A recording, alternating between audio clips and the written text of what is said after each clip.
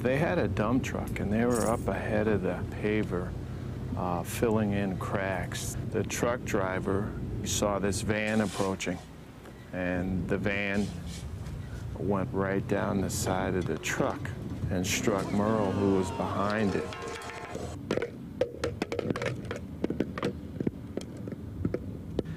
It was very hard for all of us, you know, because on a construction crew, you're kind of like a family, and everybody depends on everybody. You kind of grow up as a family, and when somebody is missing, it's like missing a family member. We'll always miss Merle. There's no question about that. Road construction. It can be hard work with long hours, sometimes under difficult circumstances. And it can be a satisfying and rewarding career. Unfortunately, it can also be a dangerous one. It may seem the threats to a worker's safety come from every direction. There are the machinery and vehicles we work around, the materials we work with, and the environment we work in. All represent a certain threat. And then there's the traffic. Most road projects these days, whether they're maintenance jobs or large-scale reconstruction, are being left open to traffic. And more contracts call for night work. This is all good news for the motorist, but it makes your job harder and more dangerous. From the moment you step on the highway in construction, you're at risk. You're at increased risk. And short of trying to be as aware as humanly possible, that's about all you can do, really. It's always dangerous because realistically, you can only control what you do. And being aware and being alert, setting up traffic controls and giving warnings and instructions to individuals who are on the highway, that's about the limit of your control. I don't like to call construction work dangerous. I think that our people, or the people that are working in construction, make the work dangerous. And I think those people have the ability to make the work safe. That's what this video is all about. Safety, your safety, and what you can do about it. Because you have more control over your own safety than anyone else. What you do to protect yourself can make the difference. Consider this. Those cars and trucks speed past at 40, 50, 60 miles an hour or more, maybe only a few feet from where you're working. At 60, they travel 90 feet each second, the distance from home to first on a baseball diamond. Remember, too, that drivers are unpredictable. They often think only of themselves, not of your vulnerability, and they may try to take advantage of any situation.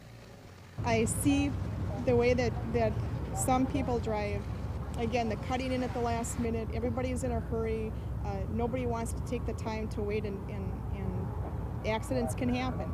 And the only thing I could say is to just keep your eyes and ears open, because the drivers are what the hazard is out there. They need to make sure that the employer cares because they care. And safety is in their hands. And if they don't do it safely, and if they show other people on a job that they don't do it safely, somebody will get hurt. The dangers are very real, and the consequences of a mistake are potentially life-threatening. But there are things you can do to help protect yourself. First, you can communicate with the drivers. Second, you can maintain an awareness of what's going on around you at all times. When working at night, it's even more critical. It's extremely difficult to work at night.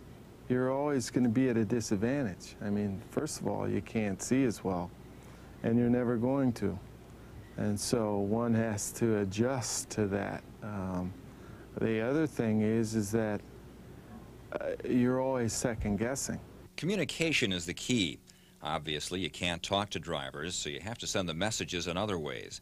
It's very important to wear the appropriate safety equipment all the time. Drivers are more likely to slow down and drive with extra care if they see you. Day or night, nothing helps the driver see you as much as safety clothing in good condition and worn properly. Give the safety clothing a chance to work. Position yourself within the driver's line of sight, but as far from traffic as your work will allow. Avoid standing sideways to traffic, which reduces your visibility. When you make your move, or if your work requires that you walk in traffic, Make eye contact with the driver. This establishes a two-way communication. Another form of communicating with the driver is supplying essential information through construction signing. Roadwork is naturally distracting and confusing for the driver. Construction zone signing is your principal tool for correcting this problem. We try to look at a work area as a driver coming through an area for the first time.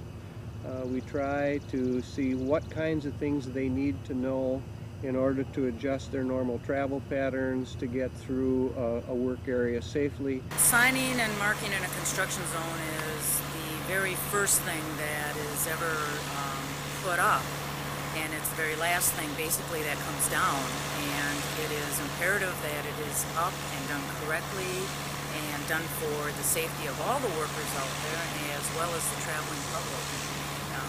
People are very unfamiliar, of course, with the construction zone, and it's imperative that they have the correct signs, the correct words that are up so that it will guide them, safely through a zone. Traffic control devices are your primary means of letting the driver know what to expect and what to do.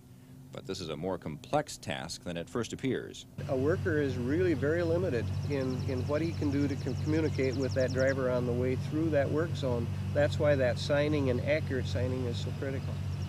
If we tell the driver honestly and uniformly what he's going to face, I think they do a pretty good job of adapting. When we put up a sign that sort of sensationalizes a situation that says, be prepared to stop, and then we get into an area and there's no activity going on, the driver very quickly says, those signs don't mean anything. Communicate with the driver immediately starts with the correct work zone traffic control devices set up in place, and if that is there and present, and the driver is actually being aware when he hits that construction site, that is the best that you can do to protect yourself. So there you have it. Make yourself visible to drivers and let them know what to expect. Will you then be safe?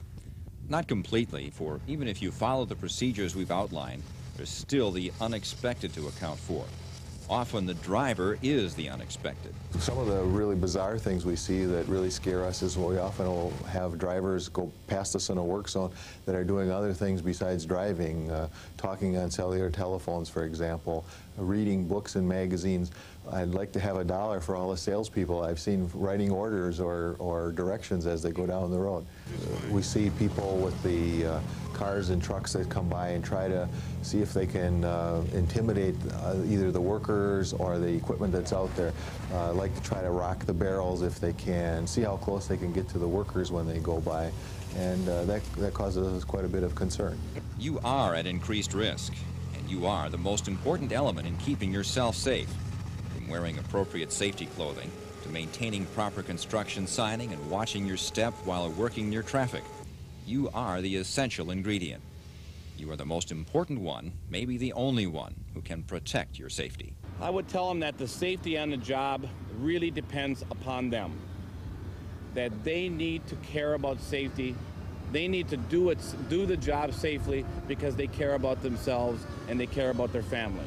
They have to appreciate, I guess, the hazardous situation that they've got there, and much of the safety is their responsibility. The driving public gets very immune to a lot of these work zones. Listen, real important to listen. You can't always be watching for traffic because of your job, their job, but you can always listen.